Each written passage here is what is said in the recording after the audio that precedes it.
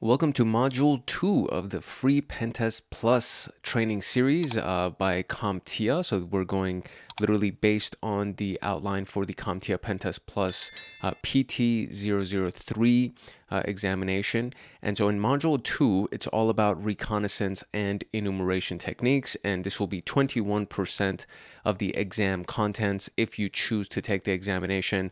I know a lot of people are just watching this because they want to get better at pen testing and they want to have the official education from CompTIA. So this is going to be that.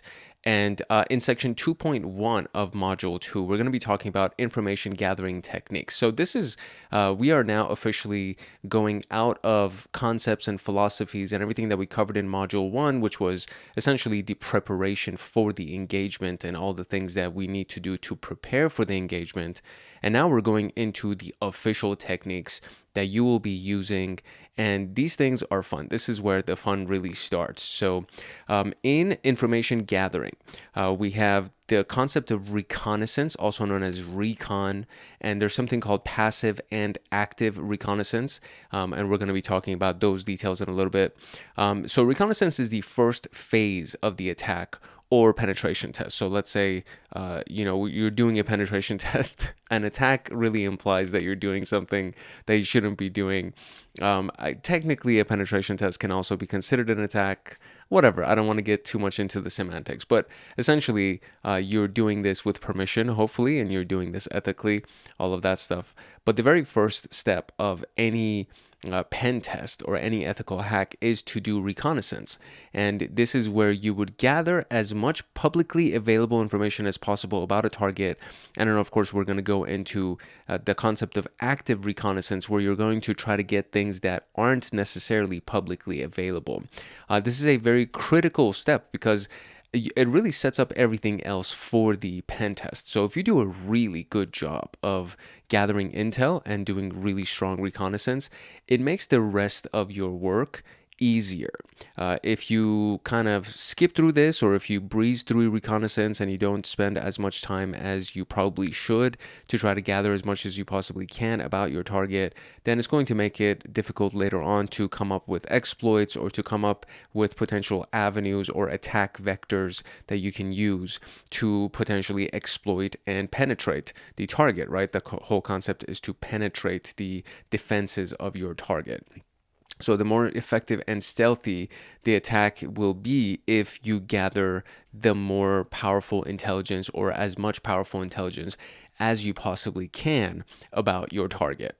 To get the PenTest Plus notes, practice questions, and to join a supportive community of like-minded people like you, consider joining the Hackaholics Anonymous membership community.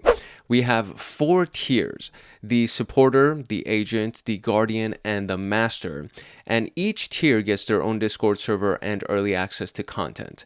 The agent, guardian, and master levels will get exclusive content like line-by-line code explanations for how to create cybersecurity and PenTest Plus scripts, like exclusive downloads that they will get. For example, the notes document for this PenTest Plus and everything that I'm using for the lectures, as well as all of the practice questions and everything else that will go along that will be made for the scripts and everything else that we're going to be doing for the PenTest Plus training series. There will be free pre-made monthly Python automations that have to do with system administration, cybersecurity defense, as well as, of course, PenTest Plus and ethical hacking. And then there's going to be monthly live streams with me every single month, plus so many other things that you would get as a part of being a member of Hackaholics Anonymous in these tiers. To join, you can simply click the link in the description below, or you can go to our homepage and click the join button there, or you can go to youtube.com/@HankHacksHackers/join, and you'll be able to join Hackaholics Anonymous. Now, without further ado, let us continue with PenTest Plus. Under section 2.1 for information gathering, we're going to cover 4 subtopics. We have the the difference, the versus of active and passive. So active versus passive reconnaissance.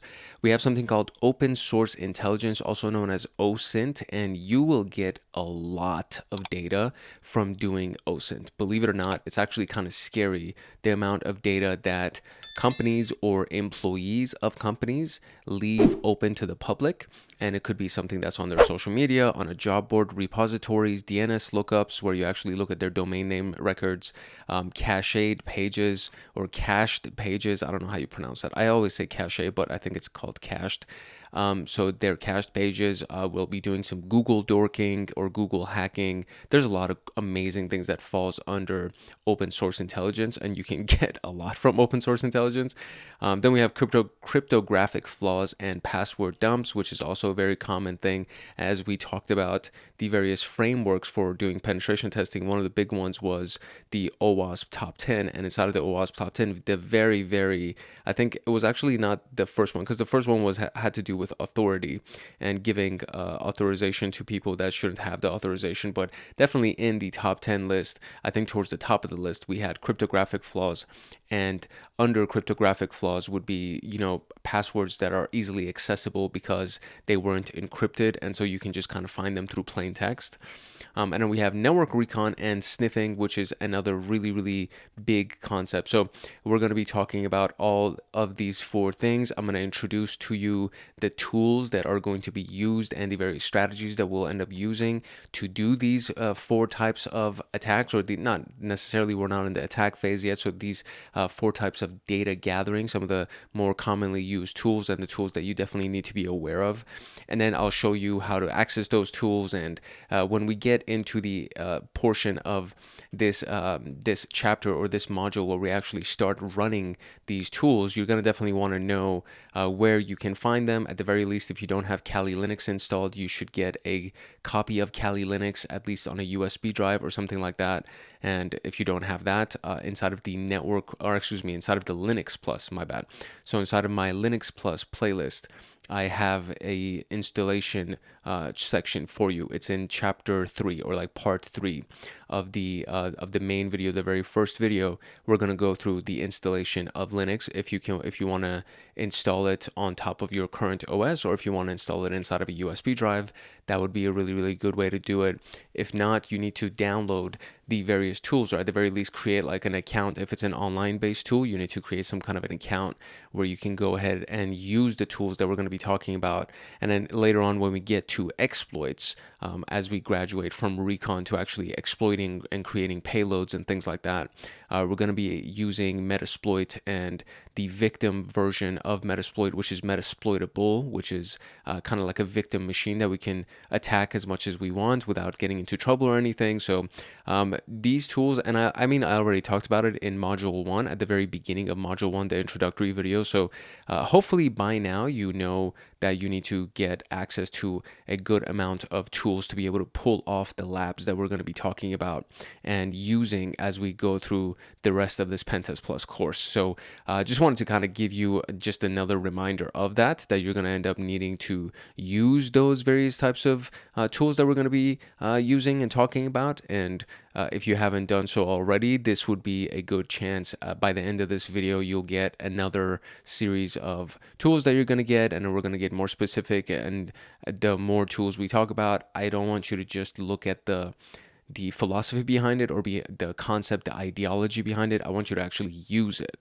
So make sure that you download them and use them. So I'm going to stop saying that over and over and over again. So make sure you download them and use them. That's it. That's the last time I'm going to say that. Okay, first, active versus passive reconnaissance. And under that, we have the very first one, passive reconnaissance.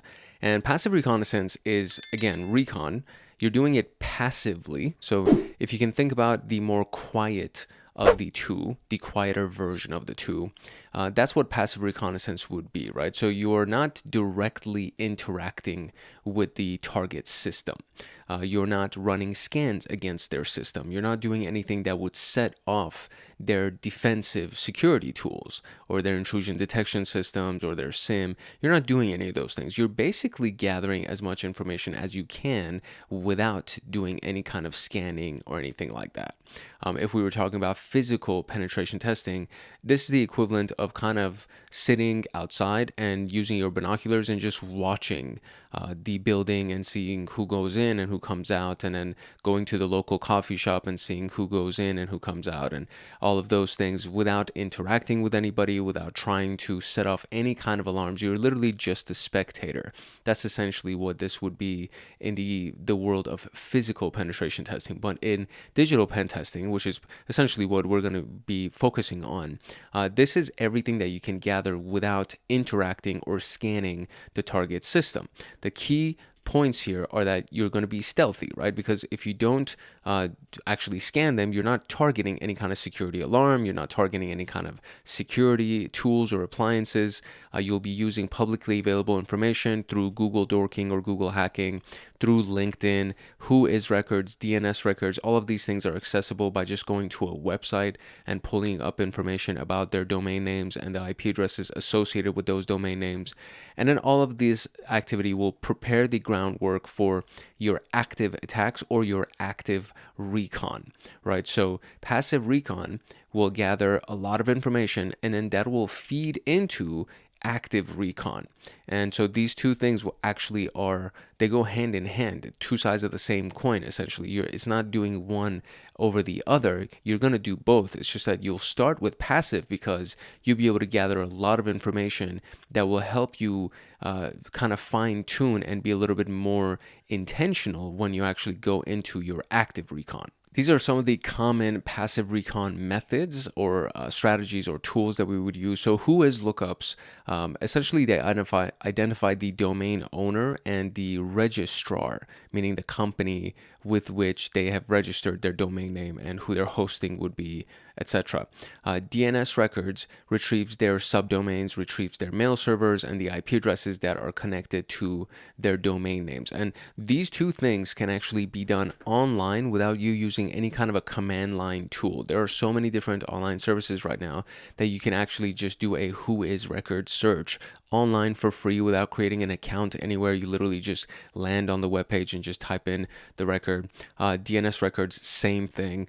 And then OSINT tools, open source intelligence tools, are tools like Maltego, the Harvester, and the Harvester is definitely a command line tool. Maltego, I want to say it's also a command line, but there's also a GUI, a graphical user interface. Shodan is basically a website, and then Google dorking is literally Google. So then you can search through public code repositories for leaked credentials in GitHub, and social engineering recon by looking through social media. And we're going to talk about all of these in detail a little bit later, especially in the future episodes. But just to kind of give you an idea of how easily accessible these things are, let's pull some of them up so you can actually see them.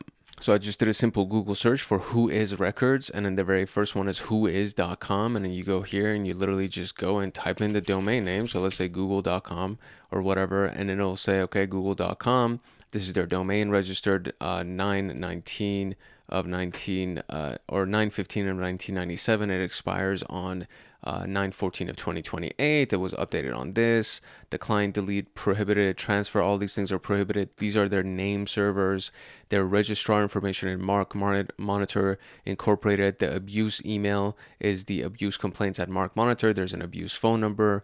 The registrant, meaning the person who registered it or the entity who registered it, is Google. They're based in California. Their domain is the email for their registrant, I guess, would be domains markmonitor.com. Whois, administrative contact, technical contact, all these things. All this information we retrieved from just doing a simple Whois search on Google to try to find the Whois records of Google.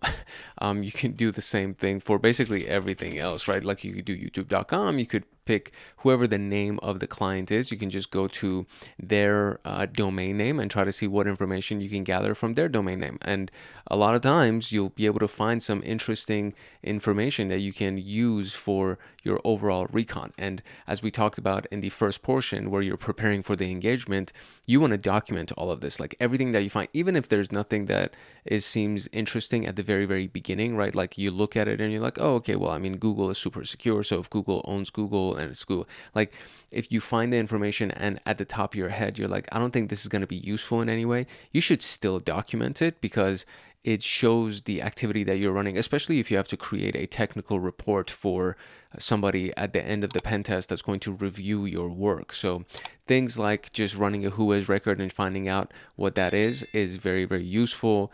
You can also just look for DNS records, and a DNS record, or I think that is that, let me see, it was a DNS record, but what are we, yeah, DNS record analysis. So there is DNS record tools that you would end up using for your command line, but then there's something like the DNS checker, for example, where you can actually go to this website again and then just do www, and it will do youtube.com, and then press enter, and then see what kind of records you can pull, and then you'll see a bunch of stuff right here. So IP address associated with youtube.com, another IP address associated with it, and another IP address, and another IP address, and another IP address. And the reason for this is because of the fact that they alternate, they rotate their IP addresses, because as you can imagine, youtube.com gets attacked a lot. Google gets attacked a lot. So they need to stay on their toes. So they would use a range of IP addresses.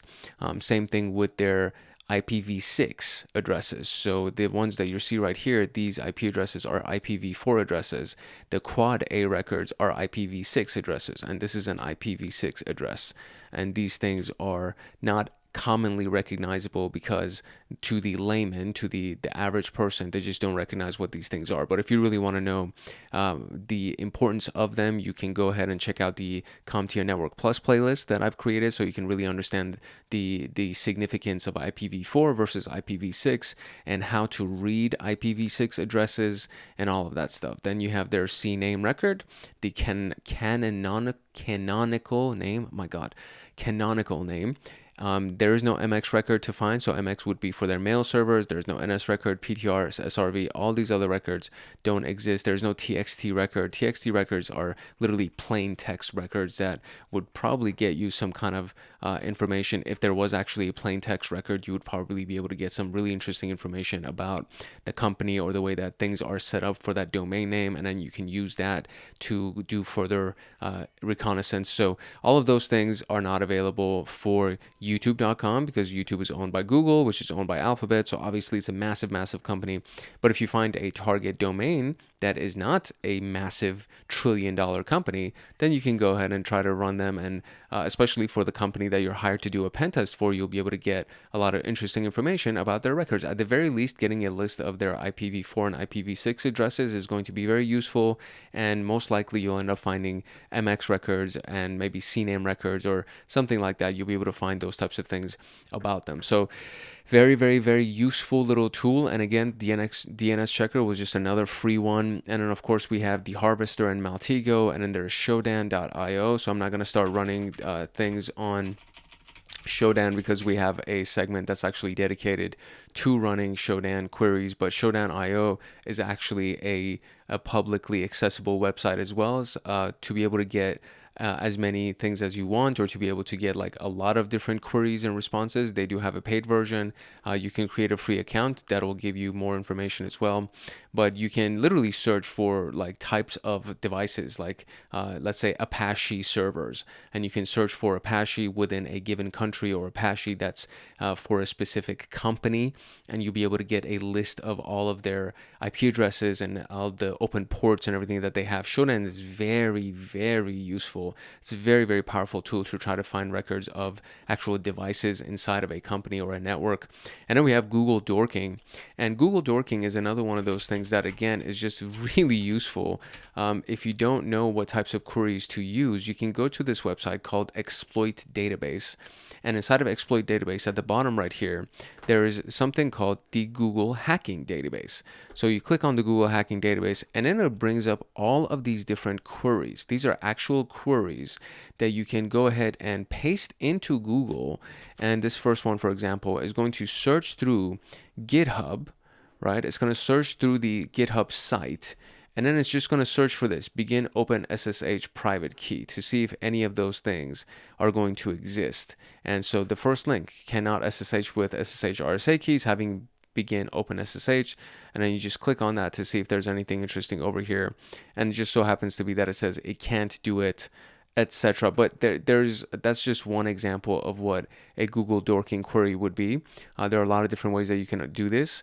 And if you are just looking for different types of queries to use, you can always just come to Exploit Database and then look at their Google Hacking Database and be able to find that information. There's a lot of amazing information over there. And in public code repositories like GitHub and employee social media, all that stuff is pretty self-explanatory. So I'm not going to go too deep into that. We can continue on with our lecture contents. And that brings us into active reconnaissance. So active reconnaissance involves directly interacting with the target's network or their systems to probe for weaknesses. This is much more intrusive because you are actually starting to actively scan them. And this can trigger IDS or IPS, so intrusion detection systems or intrusion prevention system alerts, includes scanning and probing techniques, and it identifies live hosts. It identifies open ports and vulnerabilities.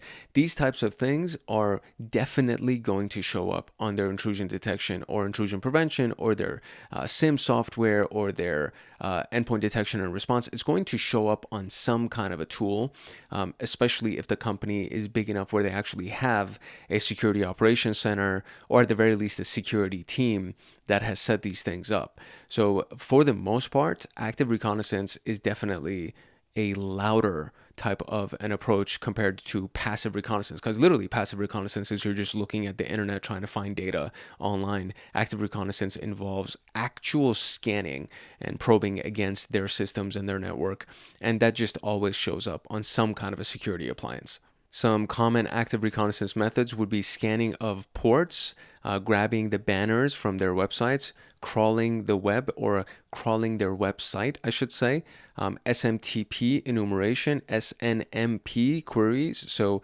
port scanning, one of the most common tools, which is an industry standard type of a tool, is done through Nmap. And this is an example Nmap query that we can see right here, where they're doing a stealth scan. It's also known as a SYN scan.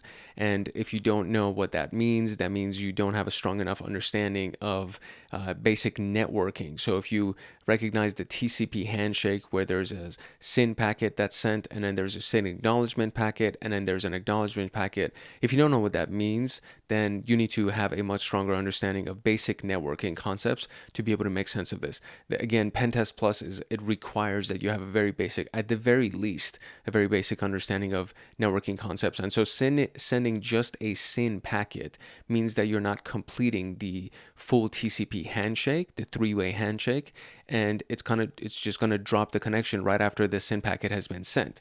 But it will tell you whether or not a port is live, right? If a port is actually open.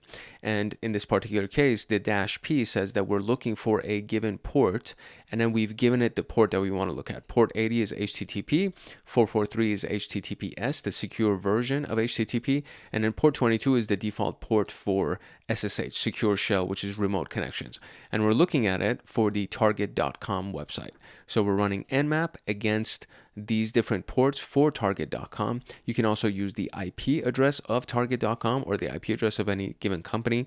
And this is just a very basic query that you can use with Nmap to see if these ports on the target.com website are open.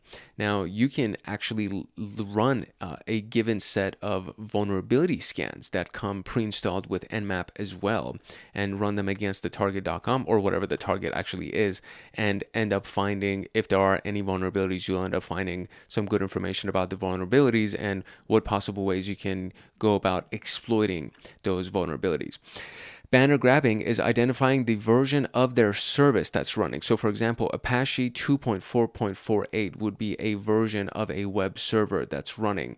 And one of my favorite ways to do this is actually use a tool called I forget the name of it, Wapalizer.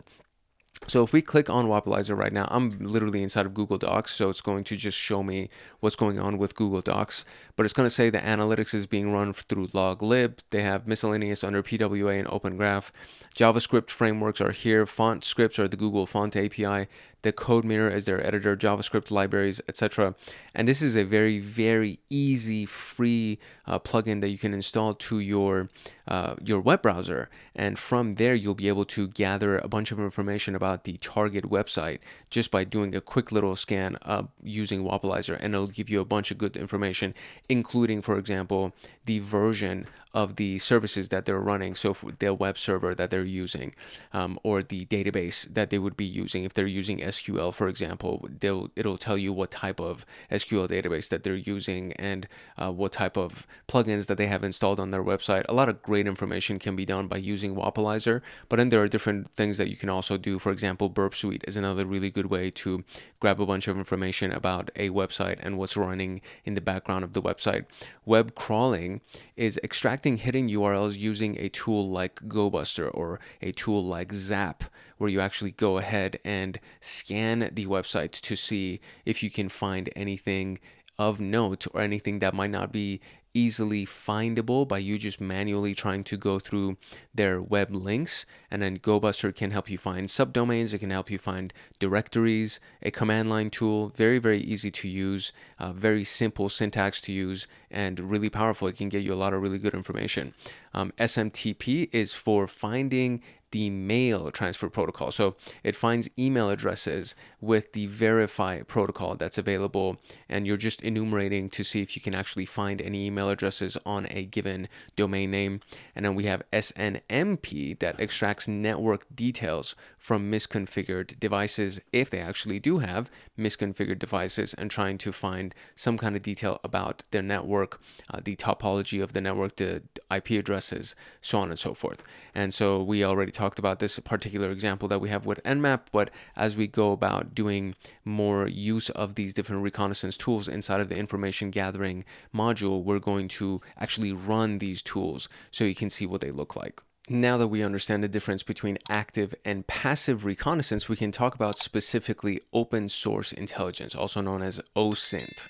And OSINT, if you can already determine, or hopefully you've already been able to determine, this falls under passive reconnaissance because we're not doing any kind of scanning. We're not doing active scanning or probing against their network or their devices. We're just looking at data that's available online.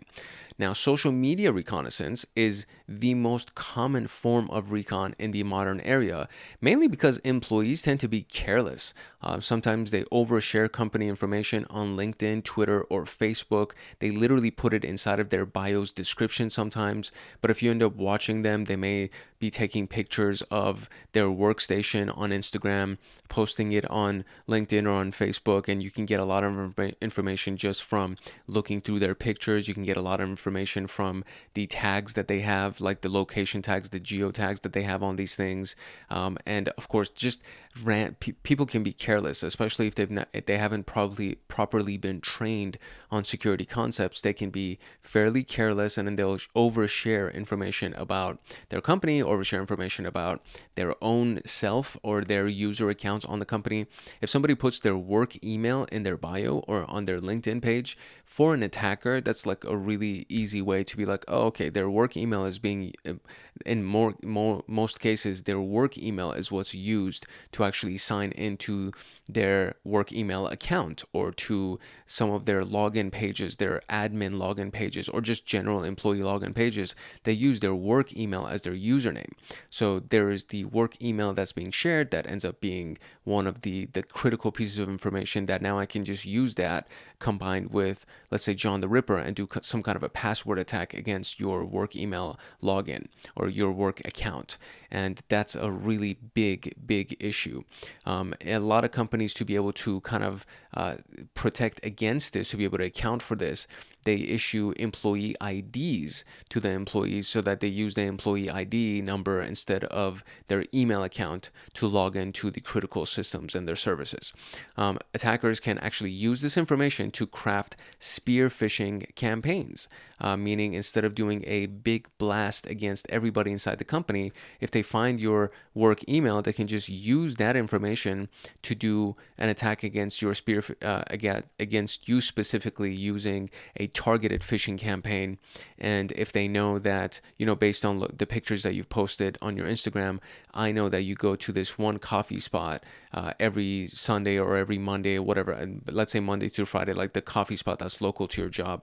So I know that you like this coffee spot. So I'm going to pretend to be the coffee spot, and I'm going to email you saying, hey, we have this great promotion where you can get, a 50% discount on your favorite coffee or whatever, or get a free cup of coffee if you just go ahead and share this with somebody else, or if you give us your feedback. You know what I mean? Like, any of these things seem so harmless to somebody who has their guards down, and they'll be like, yeah, I'll give you a little survey. Why not? I'll give you a survey and give you my feedback, and boom, they just click on the link, and next thing you know, the exploit has already run. By the time that they figure out what happened, the exploit is in their system and it's doing some of the other things that it needs to do. So social media recon is actually very powerful. It's literally taking advantage of the weakest link in the security chain, which is the human being.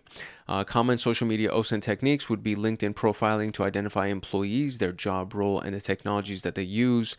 Twitter monitoring, now known as X monitoring, which tracks leaked credentials or security incidents. Facebook and Instagram extracts personal employee data for social engineering. GitHub profiling searches for company-owned repositories and API keys, and all of these things actually fall under social media reconnaissance, which is, again, one of the easiest ways to gather OSINT, open source intelligence. Some really powerful OSINT tools for social media recon would be the Harvester, which we already talked about. It's actually a Python script, essentially. It's like a command line tool that you can run using Python that will extract emails and usernames from social media. Sherlock is another tool that can search for usernames across multiple social media platforms, which is really useful. Socialsearcher.com is a real-time social media monitoring tool that can monitor your social media to see if you have anything posted or keep track of you, so I don't have to necessarily have Instagram open or have my notifications turned on for your Instagram profile, for example. It's like real-time social media monitoring. So these are just some of the tools that are available for doing social media reconnaissance, but you can literally just Google and try to find a bunch of other stuff that would be available for use for this specific purpose. The Harvester is the most commonly used one and talked about one in the context of security and pen testing, and as well as Sherlock. These two are actually commonly talked about. I've talked about them in a lot of the pen testing videos that we did from Try Hack Me. So we've actually used the Harvester inside of a lot of tutorials that I've created on this particular channel. So this is not something that should be new, especially if you've been a follower of this channel for some time. So this is not something that you should not have heard about before, and most likely it's going to be something that you will be asked about because it is one of those commonly known tools. It's like one of those industry standard tools when it comes down to doing reconnaissance against social media accounts. This is a really big one. This is actually one that I have experienced a lot as I went through my job search. I recently actually just got a job when I moved to Las Vegas, so I'm no longer looking, but there was I can't even begin to tell you. I think it's like, it definitely goes in the dozens of job postings where inside of the job description, right, they give detailed technology information, and you can find this or use it to find software, operating systems, cloud services that the company has used, and they will literally say somebody that can work in Apache, MySQL, PHP, the LAMP stack, security tools that have been used. So experience using Splunk or SIM in general, the security information and event management concept, CrowdStrike. They will say these things. There's every company almost that's looking for a technology person will actually list, or not even somebody that works with technology. Let's say somebody that's supposed to be a data analyst. So the HR person that's creating the job posting isn't looking at it from the perspective of a penetration tester. They're literally saying, hey, I need to find somebody that knows what they're doing in this particular field with these particular tools.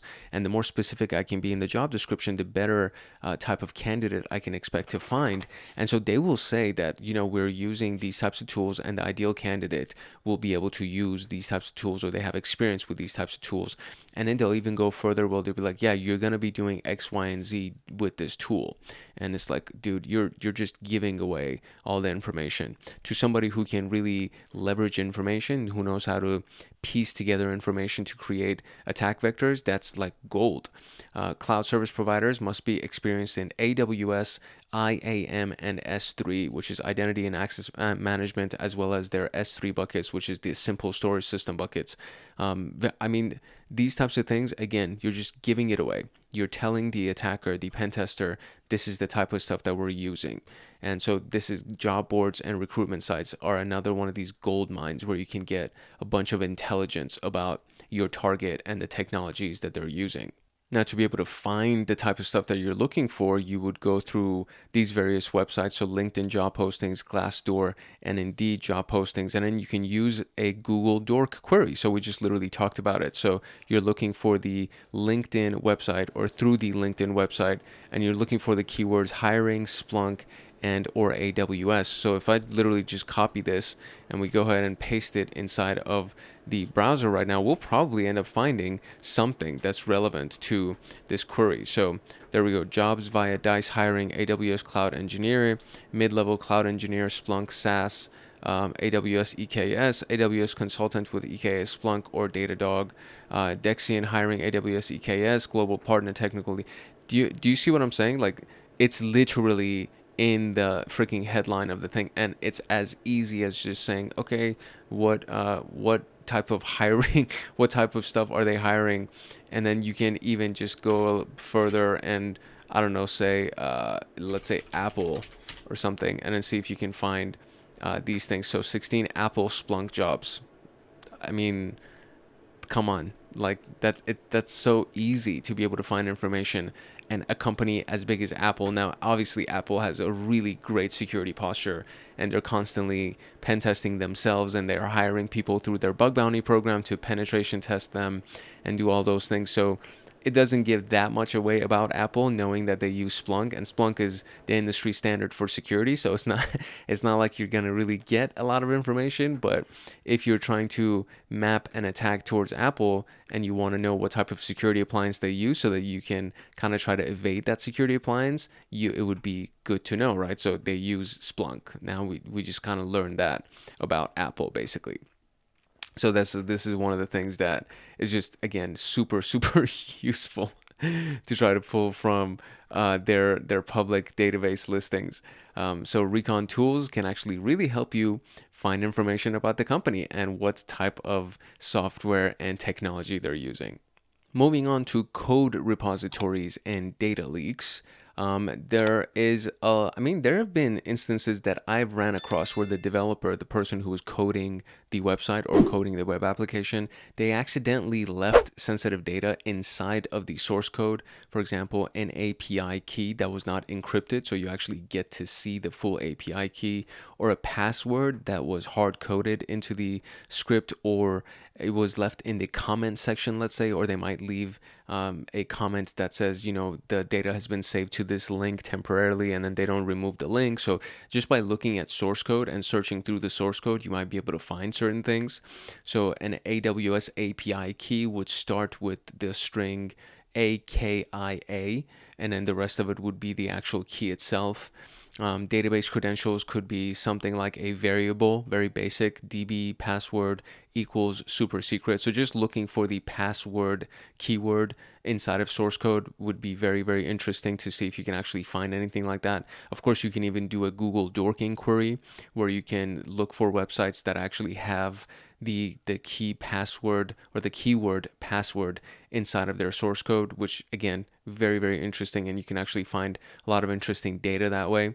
And as I just mentioned, we actually, you can sometimes find hard-coded passwords inside of the source code. So for the Python language, for example, this would be the syntax to create a password variable where you say the password equals whatever this string value is going to be. So if you actually find something inside of the code that says password equals, and then you look at it and you're like, oh shoot, they actually literally left their password in clear text, hard-coded inside of the script. That's insane, but it's not uncommon. It's not like you won't be able to find it. Then you have something that they share their RSA private key. So if you search for this specific series or this string right here that begin RSA private key, and then you look at it and you see that underneath it, it actually has the private key, and then it'll say end private key. That so you have the begin and then you have the end, and then everything in between those two is actually the key, and that ends up being their secure shell private key that you can use to remotely log in through the terminal, which is, again, it's not uncommon, right? It's not unheard of. So this is these are just some of the like low-hanging fruits that you can potentially find. And then you can use, of course, GitHub dorking, which is basically Google dorking, just going through GitHub. So you can say site github.com, or you can literally do github.com/Apple, let's say, assuming that Apple would have their own company repository.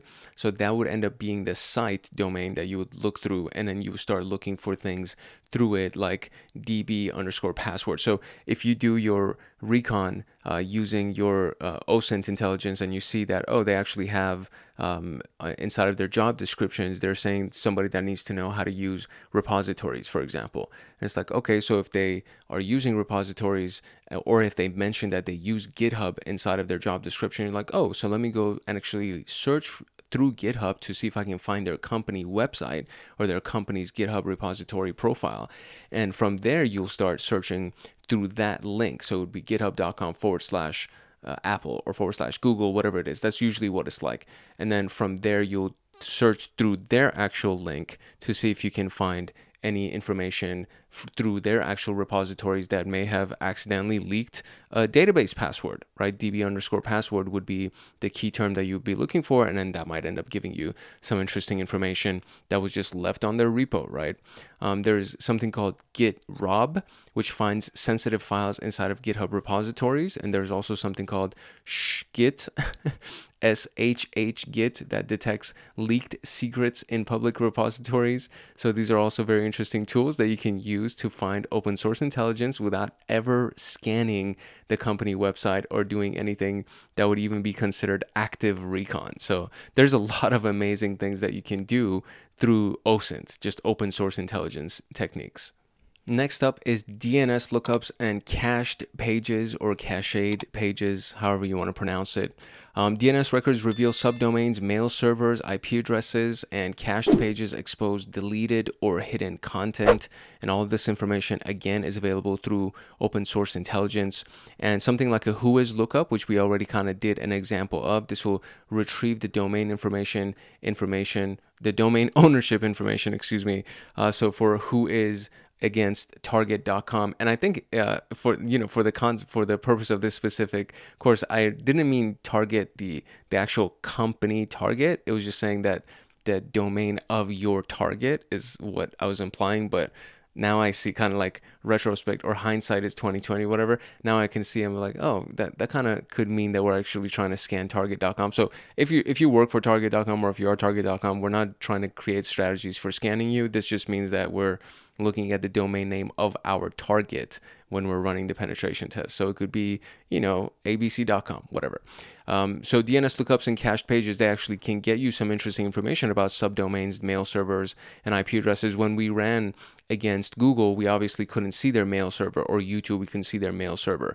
But you can see that there was an MX record section that was available, that had they had that information publicly available, it would have shown up under that MX record portion. A terminal tool that you can use, a command line tool that you can use, would be SubFinder, and that will actually look for subdomains for your given domain. I actually always just use GoBuster for mine, but SubFinder is another really good one, where you can just do SubFinder-D and then provide the domain of your target, and it will look for any subdomains that you can actually potentially leverage. And it could be the admin login, for example, or something along those lines that would be the, let's say, admin.target.com. That's kind of what it would look like. That's what a subdomain typically is. And so you can see from the list of subdomains what might be interesting as a possible attack vector. Reverse DNS lookups, which identify hosting providers and network infrastructure. Wayback Machine, which is an interesting little tool. It's also available online as well. And you can literally just do a Wayback Records search, or like Wayback Machine search, something like that, to try to find it on Google. And this extracts the archived versions of web pages. And if those types of records have been distributed online because the website was not configured properly, and that information is still available online, you can actually find archived versions of web pages and maybe even find the content that might be interesting to you for your purposes. There are OSINT tools for DNS and cached pages. So DNSdumpster.com, which provides DNS mapping of a target, Wayback Machine, archive.org. There we go. There it is. I knew I had it somewhere. So archive.org for the Wayback Machine, which retrieves old website versions. Amass, which is automating the subdomain enumeration. There's also GoBuster, which we already talked about, that can do something like that for you as well, where you can just run it. It is through the command line. So you would run it and then you would try to see what you can find for these subdomains that are available. Typically, when you use GoBuster, though, you do need to use some kind of a word list to try to be able to find potential options for that domain. For tools like this, it doesn't seem to require that you actually need a word list. You can just run it and then it'll use an internal word list to see if it can find any interesting subdomains for you. All right, moving on to our next main section, which is the cryptographic flaws and password dumps. And under cryptographic flaws, you have encryption, right? So cryptographic is connected to encryption. Anytime you see cryptographic, think about encryption. Now, SSL and TLS are types of encryption standards. So the TLS 1.0 or SSL 3.0 are the older versions of these types of encryption standards, so they're vulnerable to the poodle attack. Using self-signed certificates are vulnerable to man-in-the-middle attacks. Self-signed certificates are certificates that were literally just created on their own computer, and they used their own certificate, and then they attached it to their website, and they made it so that it's the website has been verified and encrypted using my own certificate, but that specific certificate may not be as strong as something that you get through a really strong certificate authority. Therefore, your encryption for your SSL or TLS encryption ends up not being as strong as it should be, which means that somebody can actually try to get in and actually hack through your encryption. And then that way, now they have a man in the middle, meaning they're capturing traffic that's going in and out of your website and potentially getting sensitive information. There's the HSTS header, which prevents HTTPS downgrade attacks. And if that's missing, then now somebody can do an HTTPS downgrade attack against you. We'll be talking about these things, so I'm just kind of giving you the data that you need to pull when you're going through intelligence gathering, and then we'll talk about how to actually exploit this data when we get to the exploitation section. It's just that it's good to know whether or not somebody has an outdated version of TLS or SSL. And in general, like SSL is a little bit more outdated than TLS. So if you can actually see that they have SSL, it kind of means that they're a little bit more vulnerable than somebody who has TLS. And then if they have a self-signed certificate, which you can find by finding the name of their certificate authority, which is available by just literally going to the top right here, clicking next to the domain name, and then going to connection is secure, and then looking at certificate is valid. I'm using Google Chrome, but for Firefox, it might be something else. For Microsoft Edge, would be something else. But you can get it by just clicking on this button right here. And so when you click on that, it actually says, okay, this is the certificate, right? It's been issued to google.com and all their subdomains, and it's issued by WE2, which is under Google Trust Services, and issued on this date, expires on this date. This is the certificate's key and the public key, the SHA-256 hashes of them, and you can click on details to try to get more information about it. But when you click on that and then you see that, oh, they didn't get it through Google Trust, or they didn't get it through GoDaddy or AWS or these like really recognizable names, when you click on it and you see that, you're like, oh, I wonder if it's just something that they created themselves. And usually, if you've done some decent OSINT research, you would know that, okay, the name of their corporation is abc.com or ABC Incorporated, right?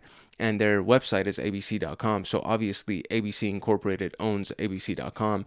And the organization here that has issued the certificate for them is ABC Incorporated. So ABC was the one that created their self-signed certificate.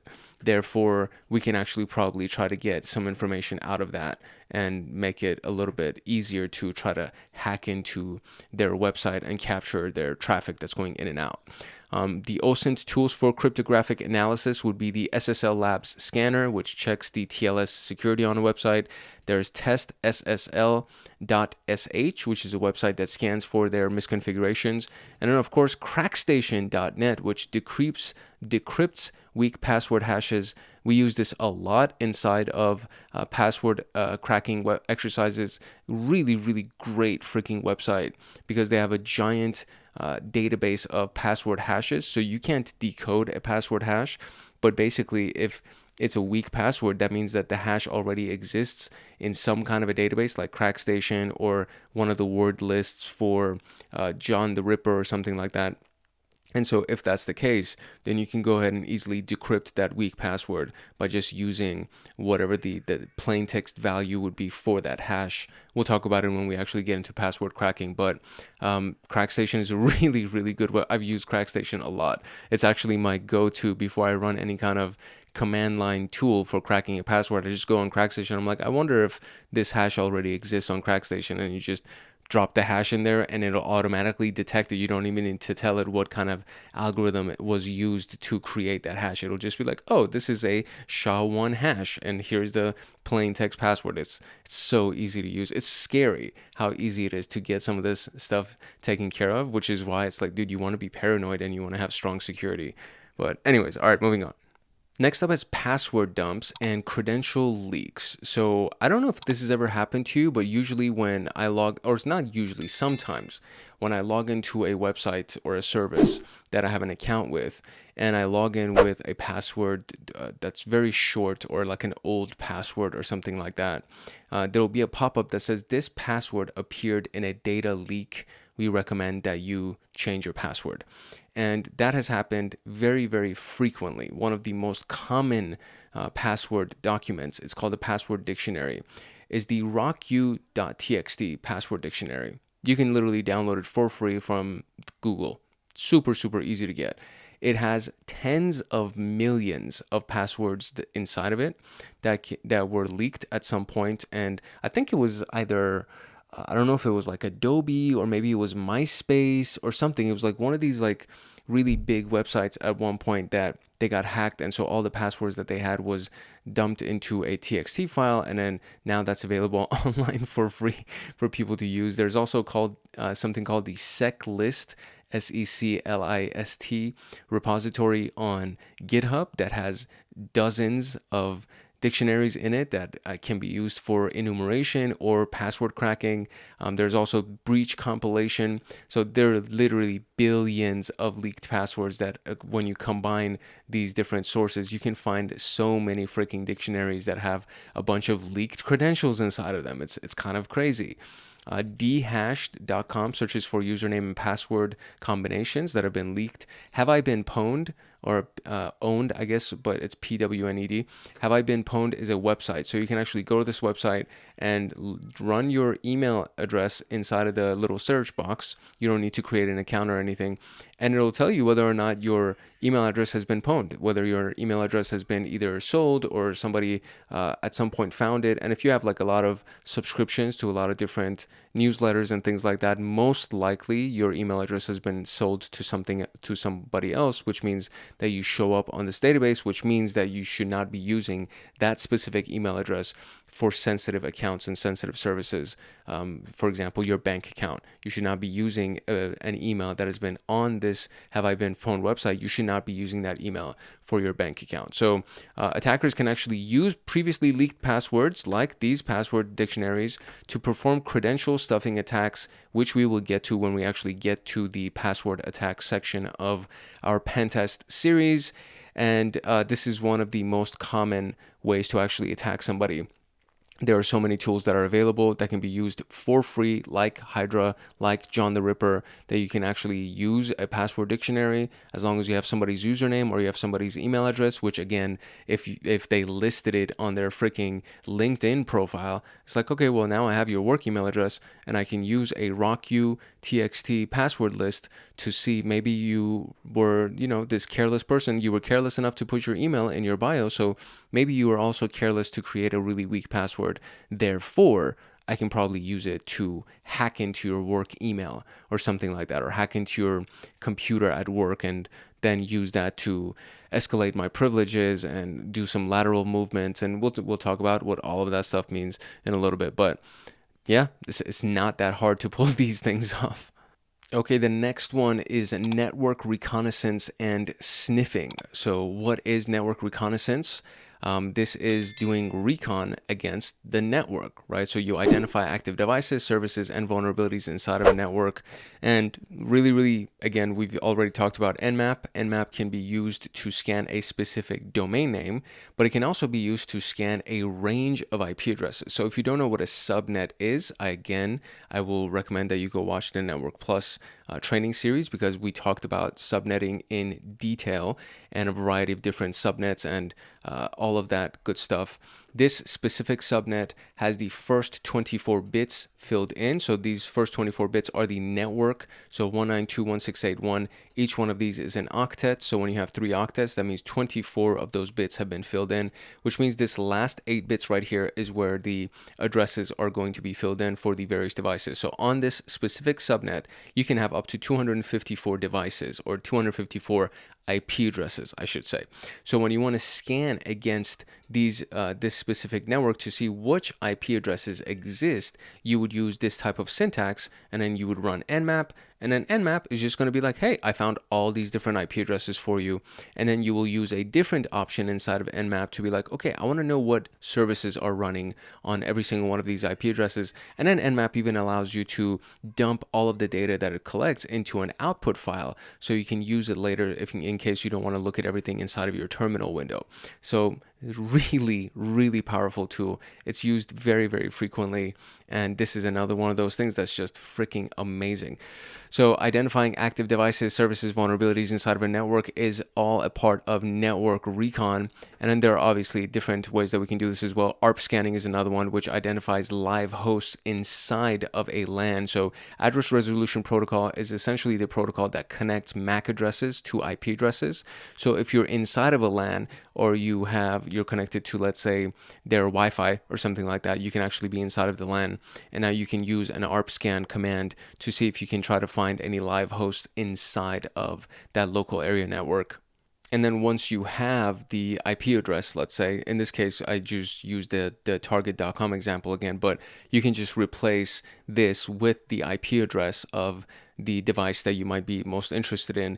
And then you would use the -O with Nmap to actually determine what the target operating system is on that specific IP address, and that's considered to be OS fingerprinting. And then if you know what the target IP address is, you can use -V, which will give you the version of the services that are running on that IP address. There are so many things that you can do with Nmap. I'm telling you, it's like probably going to be your best friend when it comes down to reconnaissance and active recon specifically.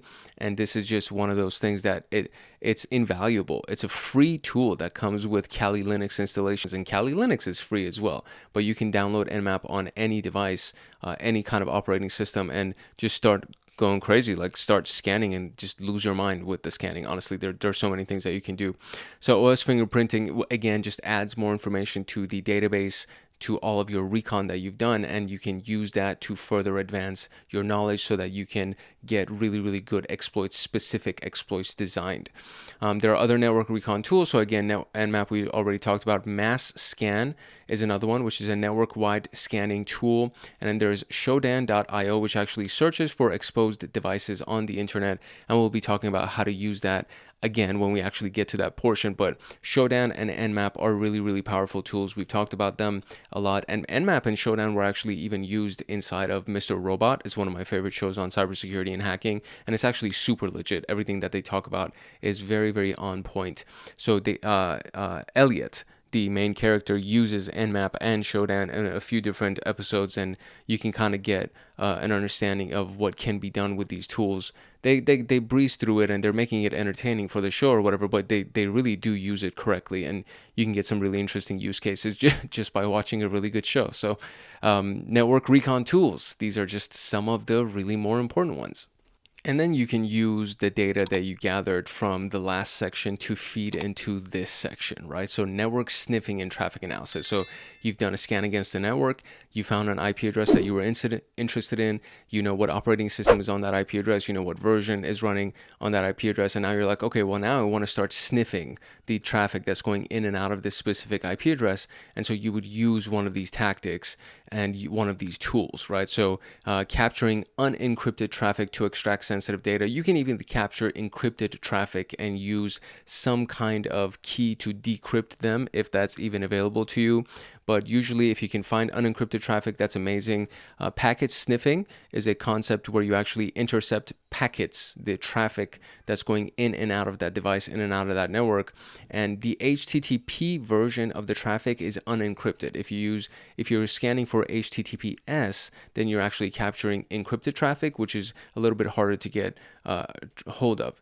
Then there's FTP for file transfer protocol, which again is the unencrypted version of it. So there's SFTP or FTPS, which are the secure encrypted version of the file transfer protocol, which you don't want to capture that traffic. You want to try to see if you can find anything with these unencrypted channels.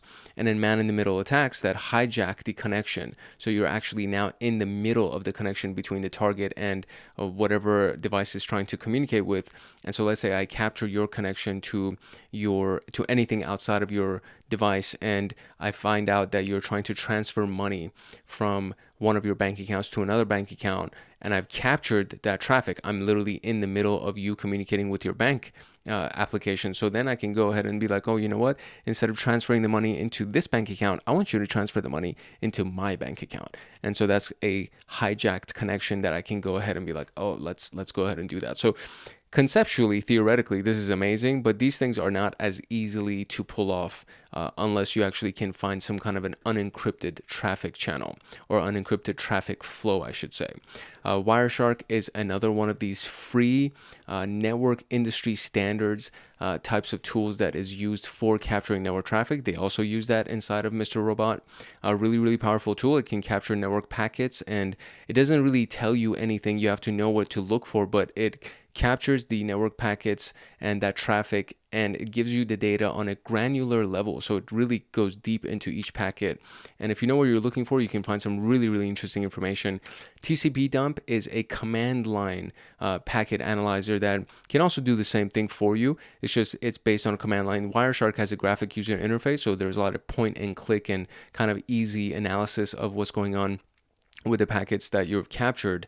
And TCP dump is a command line version, so it's a little bit more challenging to the naked eye if you want to use TCP dump over Wireshark, but TCP dump is very, very quick in case you don't have access to Wireshark on the device that you're using. A lot of times you can access TCP dump, and then both of these tools will allow you to read PCAP files, which are packet capture files that is essentially traffic that was captured and stored into a file for review later.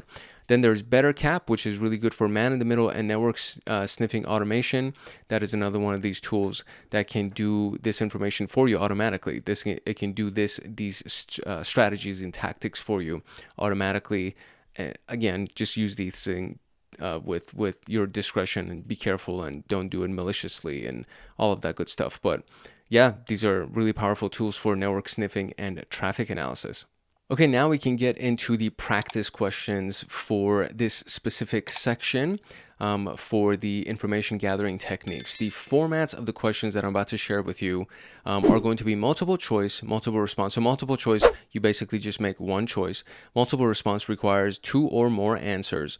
And there are performance-based questions like scenarios and drag and drop and things like that. Now for the format of the slideshow that I have, it's very difficult for me to create drag and drop and matching questions. So all of these types of questions are inside of this document that I'm using for this presentation, and you will get access to this from becoming a Hackaholics Anonymous member. If you become an agent level member and above, you can get access to this document, as well as the slideshow that actually has the rest of the practice questions in there as well.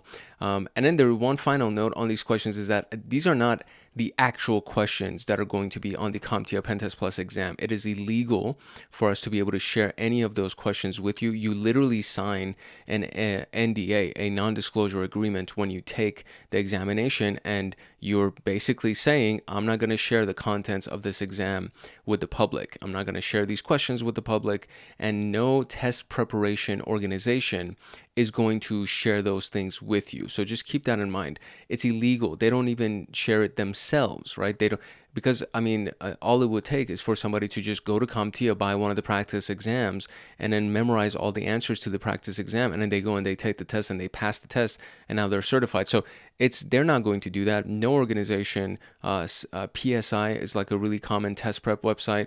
They're not going to do it. Nobody is going to share the actual questions with you. So that being said, I tried to create the best types of questions that will really help you grasp the concept so you understand the idea. And so if you are facing some kind of a question, at least you understood what we were talking about, so you can come to your own conclusion for what the answer is going to be. So all of that in front of us, we're going to now go through these actual questions. All right, here we go. Info gathering techniques. So which one of the following techniques is an example of passive reconnaissance? Scanning a target network. So if you see scanning, that's active. Performing an SMB enumeration scan, that's active. Running an exploit against an open service, that's active. Now, if you're running an exploit, you're not even doing reconnaissance. At that point, you're inside of the exploitation phase. So when you do a query on a WHOIS database for domain registration information, that is the closest thing that you're going to get to a passive recon technique. So answer would be querying a WHOIS database. Which of the following, select two here. So which of the following are characteristics of active reconnaissance? So again, we've moved on from doing passive, we're now doing active, which involves probing and scanning. So direct interaction with the target system, that's actually active. Higher likelihood of detection by intrusion detection, that's also active. Gathering publicly available data, that would be a passive. Without engaging the target, that's all passive. No impact on the target network traffic, that's passive, because when you do active scanning, you're actually creating new packets inside of their network traffic, and they are going to see all of that. So A and B are the characteristics of active reconnaissance. Which OSINT tool, open source intelligence tool, is primarily used to retrieve archived versions of web pages? So remember, an archive is what? You're going way back, right? Archive is the Wayback Machine, and the website itself is actually archive.org. The Harvester is looking for social media information. Maltigo is looking for social media information. Shodan is looking for devices that are publicly available on their network. So none of those things actually look at archived versions of web pages. So when you think of an archive, think about going way back, right? We're going way back in time. So the Wayback Machine is what's going to pull the archived versions. Now we're going to select three here. So basically all but one. Which of the following sources can be used to gather OSINT information? So which of these things can be open source intelligence? Social media, yeah. DNS lookups, yeah. Public code repositories, yeah. Internal vulnerability scans, obviously not. So this is kind of like right on the nose, right? And so the A, B, and C would be the answers here. Which of the following cryptographic weaknesses would make passwords easier to crack? Okay, this is an interesting one. So SHA-256 hashing is actually pretty strong encryption. Salting is when you add even extra information. So let's say my password is cryptographic, and then I add, that ends up becoming my password that's encrypted. And then at the end of that, they add a salt, meaning they add 4 or 5 extra numbers and letters to make the encryption even stronger. So if you do use SHA-256 hash with salting, that's actually not a bad approach, and it's kind of strong. Storing passwords in plain text, I mean, dude, that is the most obvious no-no ever. So my answer would be B. PBK DF2 with 100,000 iterations is way strong. It's super strong. Implementing AES and Advanced Encryption Standard 256 encryption for password storage is also a really strong encryption standard. So I mean, it's kind of obvious, again, like right on the nose, right? But storing a password in plain text is a cryptographic weakness that will make a password really easy to crack. You don't even need to crack it. It's like it's stored in plain text. What are we talking about here? Which of the following are commonly used techniques to crack leaked password dumps? So two questions here. We're looking for techniques to crack a leaked password dump. A dictionary attack using word lists like RawQ, that's pretty spot on. Hash cracking with tools like John the Ripper or Hashcat, again, pretty spot on. John the Ripper will use a password list like RawQ. Encrypting the passwords to make them secure is not something to crack a leaked password. This is actually the opposite of what we're talking about. So you are now securing the password instead of trying to crack it. So when you encrypt the password, you secure it. And then running a Nessus scan to find open services has nothing to do with cracking leaked password dumps. You're basically just trying to find vulnerabilities and open services on the IP address or the computer or the domain name that you're looking for. So it can lead to cracking a leaked password, but it's not a technique that's actually used to crack the leaked password. So A and B would be the two answers here. Which network scanning tool is commonly used to identify open ports and running services? I just know, as soon as I see it, I know that it's Nmap. If I'm looking for open ports and running services, and it's a network scanning tool, so Nmap stands for Network Mapper, I just know that it's Nmap. Burp Suite can actually do this for you as well. It's most likely, actually, I'm going to take that back. Burp Suite is not going to find open ports and things like that. You would have to do all of that information in advance, and then you would use Burp Suite to try to capture the requests that are being sent to the web server and retrieved from the web server and try to modify those requests. So that was actually completely incorrect. Burp Suite is not the answer. It cannot be used to do what they're describing here. Wireshark can capture network traffic, and you can see data about the services that are running in the network traffic, but most commonly used would end up being Nmap, and then Hashcat is used for cracking hashes. So Nmap is the answer here. Which of the following tools can be used for network sniffing? So we are sniffing the traffic of a network, and we're using two tools. So we know that Wireshark does it. We also know that TCP dump does it. Nikto is a really good tool that you can use for gathering intelligence, and it's used for trying to find the vulnerabilities of a website.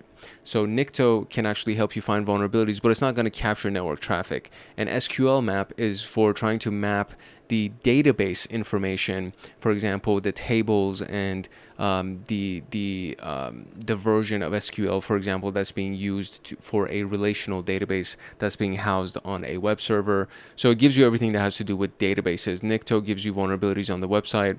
TCP dump and Wireshark are actually used for network sniffing or capturing network traffic. All right, so scenario here. A pen tester is gathering information about a target company without directly interacting with the network, so that's passive. The tester finds employee names on LinkedIn, looks up domain registration records, and searches GitHub repo using exposed or trying to find exposed API keys. What type of reconnaissance is being performed? That is passive reconnaissance. Lateral movement is when you're already inside of the network and you're moving around to try to find other usernames and credentials. Exploitation is the step that goes before lateral movement, so you exploit some kind of a vulnerability to get into the system, and then you can move around laterally. Active reconnaissance involves scanning, and of course passive reconnaissance is gathering information without directly interacting with the network. So passive recon is the answer. Pentester intercepts unencrypted credentials traveling over a network by using a packet sniffing tool. The tester then attempts to crack the captured hashes using a pre-computed hash lookup table. That is known as a rainbow table. Okay, so a rainbow table, imagine a spreadsheet, like an Excel sheet or a Google sheet. One column is just password hashes. The second column is the plain text equivalent of those password hashes. And so when you're trying to crack a hash, you're not really reversing the hash. All you're doing is you're just looking through this table to see if that hash already exists in your database. And if it does, what's the plain text value of that hash? That's exactly what a rainbow table does.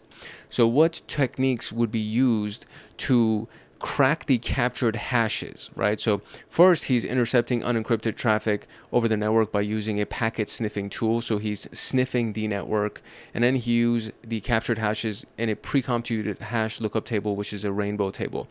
ARP spoofing is a scanning technique that's used inside of a network to try to find devices. SQL injection is an exploitation technique where you try to inject malicious code inside of a form to try to get access to data from an SQL database. So rainbow table attack and network sniffing are the two techniques that were used back to back. So network sniffing was the first technique to capture the traffic, and then the rainbow table was used to try to find the plain text of the hashes. So A and B. And that is it for our practice questions for this particular section. So that was a good section. It was a good introduction to all the techniques and tactics and tools that we're going to end up using. And then we're going to go deeper into enumeration techniques. So enumeration is the advanced version of information gathering. This is now where we actually go and try to find different IP addresses inside the network, different subdomains or directories inside of a domain name, etc. So enumeration, it also includes finding usernames and passwords. That's technically falling under enumeration as well. So when you enumerate something, you're essentially trying to look at all of the different entities that exist within a thing. What are the different assets that exist inside of this particular network or device, etc. So that's going to be the next thing. And then, of course, we're going to use all of this information when we get to exploitation. So section 2, module 2 is all information gathering. So we're going to be looking at all the different techniques to be able to gather some really, really good information that we can use to create exploits when we get to the exploitation module. So I hope you actually found a lot of good value in this particular video. If you have any questions about it, please drop it in the question and comment section below.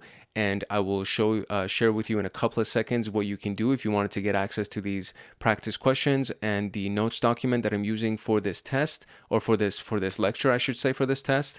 And that is pretty much it, my dear friend. So with that being said, we're going to wrap this thing up, and then I'll see you in the next episode for section 2.2. To get the PenTest Plus notes, practice questions, and to join a supportive community of like-minded people like you, consider joining the Hackaholics Anonymous membership community. We have 4 tiers: the supporter, the agent, the guardian, and the master. And each tier gets their own Discord server and early access to content.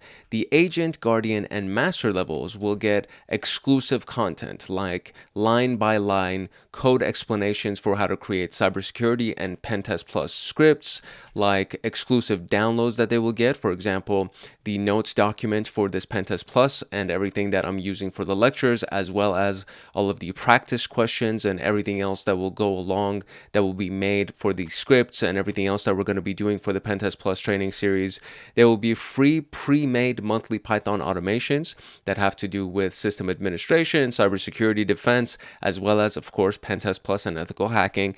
And then there's going to be monthly live streams with me every single month, plus so many other things that you would get as a part of being a member of Hackaholics Anonymous in these tiers. To join, you can simply click the link in the description below, or you can go to our homepage and click the join button there. Or you can go to youtube.com/@hankhackshackers/join, and you'll be able to join Hackaholics Anonymous.